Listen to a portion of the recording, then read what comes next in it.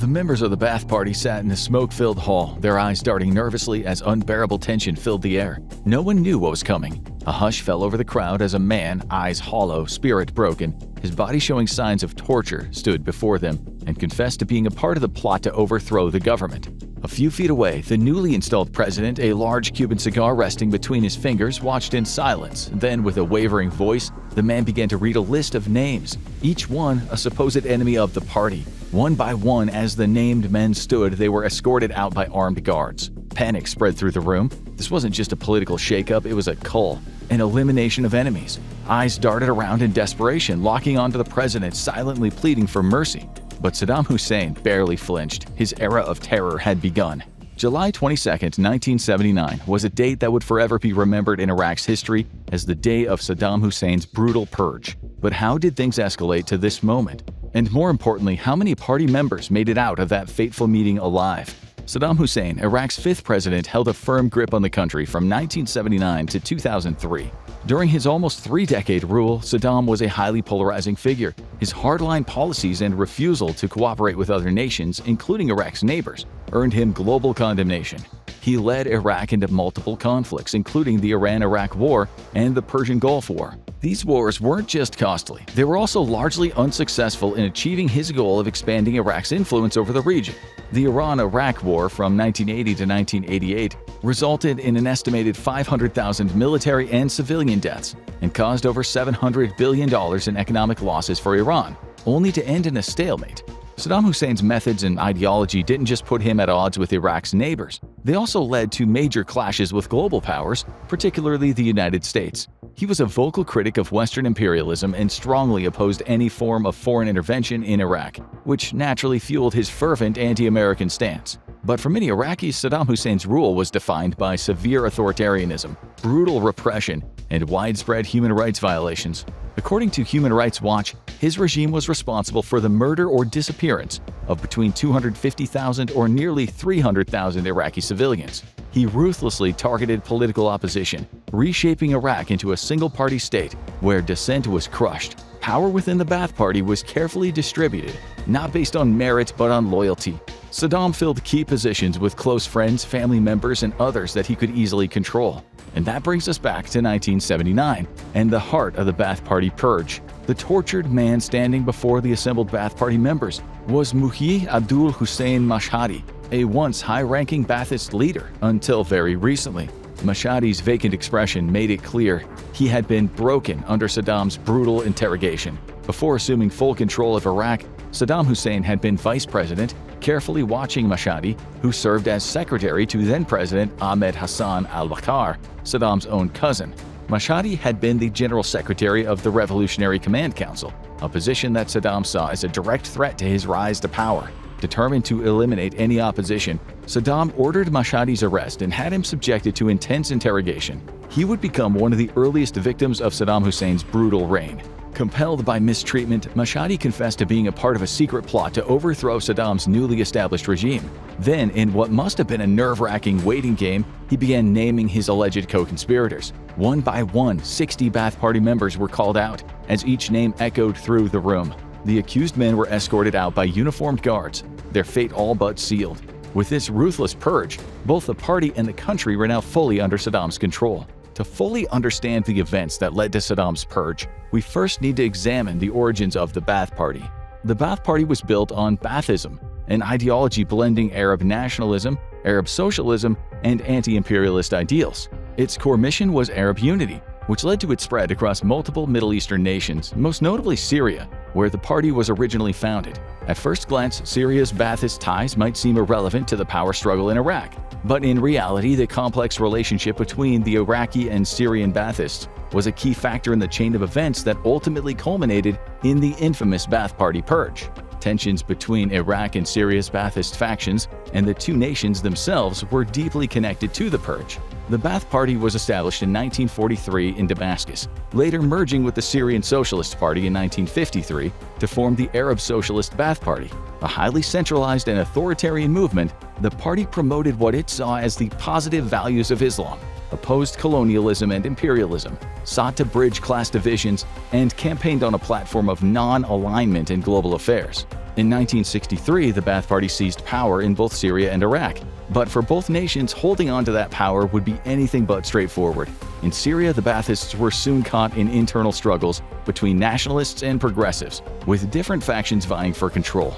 This power struggle dragged on until 1970, when Hafez al-Assad, a leading nationalist, finally took control. Meanwhile, in Iraq, the Ba'athists' first stint in power was short-lived. They lost control soon after 1963, only to regain it in 1968, this time with the party's power increasingly consolidated under Saddam Hussein. But, crucially, both the Syrian and Iraqi Ba'athists shared one major goal: the unification of their countries. In the years before Saddam officially took power, including during his time as Iraq's vice president, multiple unification talks were held between the two Ba'athist factions. By the late 1970s, these talks were still ongoing. In 1978, Saddam himself even publicly endorsed merging Iraq with Syria. At the time, his cousin, Ahmed Hassan al-Bakr, was Iraq's official president. However, due to health complications, Saddam had already become the de facto leader of the country, effectively controlling the Iraqi Ba'ath Party as well. So, the responsibility of pushing forward with unification ultimately fell to him. One of the biggest obstacles to unifying Iraq and Syria was ensuring that both wings of the Ba'ath Party could work together. For Saddam, consolidating the party was the first major step toward integrating the two countries. However, his decisions were bound to create tension within the party. A prime example was his plan to appoint Michel Aflaq as the leader of a unified Ba'ath Party. Aflaq, a Syrian philosopher widely considered the founder of Ba'athist ideology, was a highly controversial figure. In fact, the Syrian Ba'ath Party had even placed him on a kill list. When Saddam attempted to rehabilitate Aflaq, it immediately angered Syrian President Hafez al-Assad. Tensions escalated further when Assad objected to Saddam's proposal for a unified Iraqi-Syrian military command, a major point of contention if unification were to move forward. By this time, Saddam Hussein was still Iraq's vice president. It'd be a lot harder for him to orchestrate the unification of two countries with his cousin in the hot seat, but all that changed on July 16, 1979. Due to declining health, President Ahmed Hassan al-Bakr announced his resignation before the Revolutionary Command Council, the RCC, the executive body that governed Iraq and held the ultimate decision-making power in the Ba'athist state. As the RCC watched, al-Bakr declared his intentions to step down and immediately transfer the presidency to Saddam Hussein. Years later, US-funded media outlets like Radio Free Europe would claim that Saddam's rise to power in reality was a coup. These reports suggested that al-Bakr hadn't stepped down voluntarily, but had been coerced by Saddam into retirement. Just 6 days after he came to power, Saddam Hussein would make his mark on the party. One member of the Revolutionary Command Council fiercely objected to the resignation of the outgoing president, Muhi Abdul Hussein Mashhadi. During the session where al-Bakr announced his resignation, Muhi Abdul Hussein Mashhadi attempted to persuade him to take a temporary leave of absence, rather than handing power directly over to Saddam. Even though al-Bakr dismissed the idea, Mashhadi's suggestion alone was enough to put him in Saddam's crosshairs. Saddam moved up from his position as Iraq's second-in-command and the de facto leader of the Ba'ath Party to the role of president on July 16th. He immediately called a meeting of the party's leadership along with the military wing of the Ba'ath Party on July 22, 1979. 400 Ba'ath Party members and prominent leaders were summoned to a pavilion near the Iraqi presidential palace. As they filed in, the secret police discreetly locked the doors behind them. They were trapped at the complete mercy of their newly appointed president. With cameras rolling, Saddam took the stage and brought forward Muhi Abdul Hussein Mashhadi. Just days earlier, as General Secretary of the Revolutionary Command Council, Mashhadi had been in vocal opposition to Saddam's rise to power. That defiance had sealed his fate. He had been arrested in secret, taken to an unknown location, and subjected to days of brutal torture. Even the president of Iraq couldn't just get away with torturing someone who opposed him, certainly not without reason. And this is why Saddam had accused Mashhadi and the wider Ba'ath Party of a conspiracy. Saddam had accused Mashhadi and other Ba'ath Party members of collaborating with Syria in a plot to overthrow his newly established regime. He claimed to have uncovered a fifth column within the party, a hidden faction working from within to undermine Iraq's leadership, allegedly acting in Syria's best interests. Essentially, Saddam painted these accused Ba'athists as political double agents, men who pledged loyalty to Iraq but secretly worked to advance Syria's agenda. What was even wilder than Saddam's accusations, which served as a pretense for his violent purge, was that he had actually gotten Mashhadi to confess to them.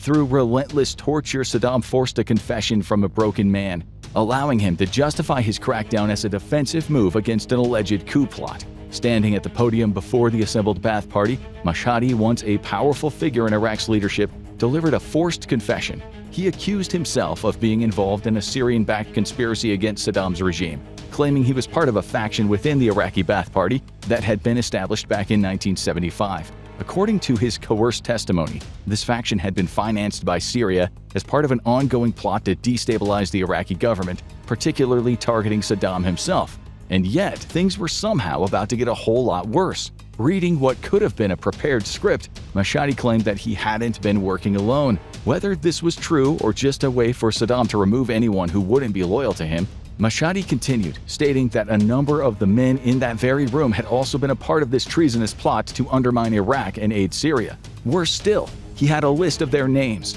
One by one, the alleged co-conspirators' names were called out, as the cameras rolled and the audience watched in shock and horror. As their names were read out, each accused member of the Syrian-backed Fifth Column was arrested and dragged out of the hall to be taken into custody. Members of the Ba'ath Party were stunned to see their colleagues being hauled away. It didn't matter whether the accusations were true or if no conspiracy ever existed. Saddam was determined to make the claims stick. And just like he had broken Mashhadi, he would undoubtedly torture more arrested party members into giving forced confessions, ensuring his grip on power remained unchallenged. Each man sat paralyzed with fear, knowing that any attempt to flee would mark him as a traitor. None knew who would be accused next. It was a chilling spectacle, one that echoed the show trials of the Soviet Union or the Night of the Long Knives in Nazi Germany, when in 1934 Adolf Hitler orchestrated a brutal purge of his own political opponents. As the ranks of the Ba'ath Party started being cut down with each new name, some of the members realized they were in a dangerously vulnerable position. Panic gripped the room. Desperate to prove their loyalty and to avoid their colleagues' grim fate, some members began feverishly chanting cries of "Long live Saddam Hussein," echoing through the pavilion as men scrambled to show their devotion, hoping it would spare them from torture or execution.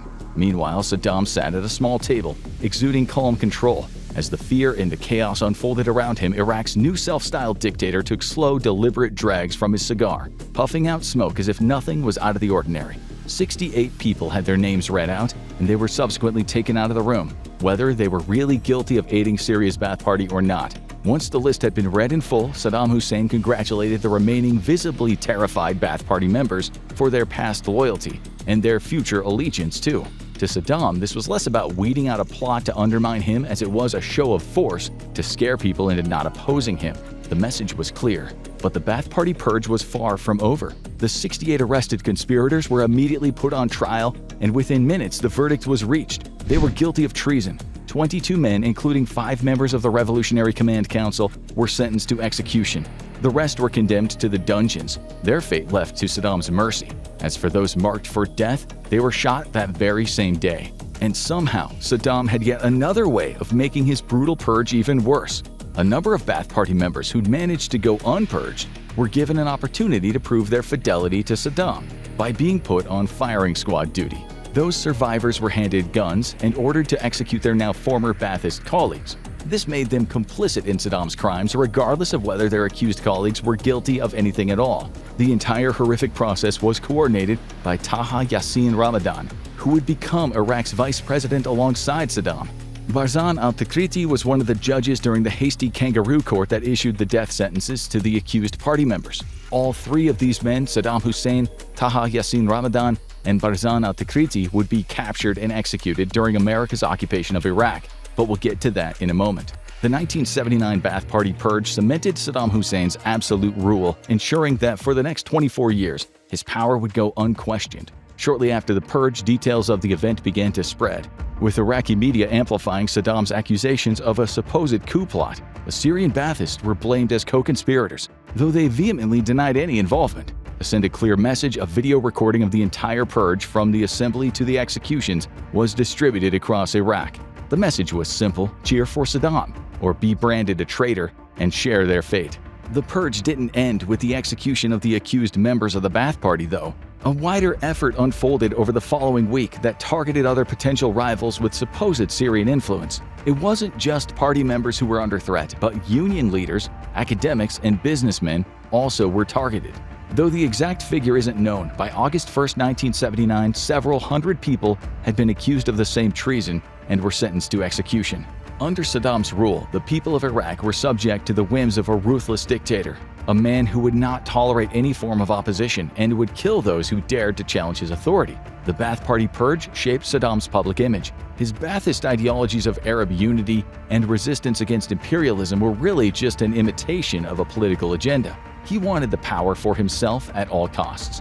Soon, Iraqi people would refer to Saddam by many different names: the Anointed One, the Glorious Leader, the Chairman of the Revolutionary Council, or Field Marshal of the Armies. He often wore a general's uniform that was decorated with medals that he had awarded to himself. Even though Saddam had never served in the military, he created a climate of fear, perpetuated torture, kidnapping, mass murder, as well as a number of crimes against humanity and war crimes that were eventually prosecuted by the International Criminal Court. The political impact of Saddam's violent consolidation of power went beyond Iraq's borders. It established Iraq as an emerging regional power in the Middle East. This newfound strength soon led to the Iran-Iraq War in the early 1980s, just a year after the Ba'ath Party Purge. Saddam framed the war as an opportunity to settle long-standing border disputes and to annex the oil-rich province of Khuzestan. But there was another crucial reason for the invasion. Saddam saw Iran as a direct threat to his rule. Though Shia Muslims made up 60% of Iraq's population, they were oppressed by Saddam's Sunni-led government. Meanwhile, in Iran, the Shia majority had successfully overthrown the Shah in 1979, replacing him with a Shia clerical rule. Saddam feared that Iran's revolution could inspire Iraq's Shia population to rise up against him, and while his concerns weren't entirely unfounded, his decision to preemptively strike Iran would ultimately drag Iraq into a devastating years-long conflict. Saddam and the Ba'athist Party used every tool at their disposal to maintain control over Iraq: indoctrination, surveillance, torture, and mass killings. Yet their iron grip was never absolute. Throughout Saddam's rule, uprisings and revolts broke out, most notably the 1991 Shia Muslim uprisings following the Gulf War. Meanwhile, the Ba'ath Party Purge of 1979 had lasting consequences beyond Iraq's borders. It completely severed ties between the Syrian and Iraqi Ba'athists. During the Iran-Iraq War, Syrian President Hafez al-Assad, the very man Saddam had accused of plotting against him, sided with Iran against Iraq. A secret 1981 memo from al-Assad to the Syrian Ba'ath Party revealed his true intentions. Syria's official policy was to prolong the Iran-Iraq War until it either led to Saddam's downfall or forced him to be replaced by someone more cooperative with Syria. But Saddam's downfall wouldn't come that soon. His grip on power held firm, and Iraq's Ba'athist dictatorship would continue for another 2 decades. By 2003, years of economic sanctions had significantly weakened Saddam Hussein's grip on power, and it left the Ba'ath Party struggling to maintain control. Though the regime was already in decline by the late 1990s, the United States took matters into its own hands. In what the U.S. government described as a preemptive self-defense war, American forces invaded Iraq officially to overthrow Saddam Hussein. On December 30, 2006, Saddam Hussein was executed, closing the chapter on one of the most brutal authoritarian regimes in Iraq's history. For a quarter of a century, he oppressed his country, transforming what was once a promising oil-rich nation into a stifling police state.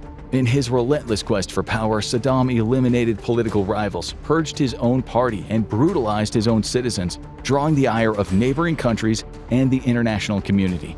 The infamous Ba'ath Party Purge of 1979 remains one of the most shocking acts of political violence in Iraq's history. It was a clear signal to Iraq and the world that Saddam Hussein had seized absolute power.